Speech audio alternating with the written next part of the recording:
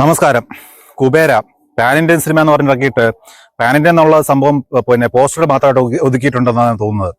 കാരണം 5 ഭാഷകളിലെ പോസ്റ്ററുകൾ പേര് ചോദിച്ചിട്ടുണ്ട്. പക്ഷെ കേരളത്തിൽ ഇറക്കിയ സിനിമ തമിഴാണ്. പിന്നെ ഈ സിനിമ ഇന്ന് കാണാൻ പറ്റുമെന്ന് വിചാരിച്ചൊന്നുമല്ല. പിന്നെ ഫസ്റ്റ് ഡേ ടിക്കറ്റ് ബുക്ക് ചെയ്ത സമയത്ത് ആളില്ല. പിന്നെ 4 പേരെങ്ങാണ്ടേ ഉള്ളൂ. സിനിമ കാണിക്കണമെങ്കിൽ 20 പേര് വേണം. അങ്ങനെ വ്യസന സമയത്ത് സിനിമയ്ക്ക് വന്ന ആളുകളെ കൂട്ടിയിട്ടാണ് ഇതിനകത്ത് സിനിമ ഓടിച്ചത്, ഈ ഷോ ഓടിച്ചത്. അപ്പൊ അങ്ങനെ ശോകം അവസ്ഥയിലാണ് സിനിമ രാവിലെ തുടങ്ങിയത് തന്നെ.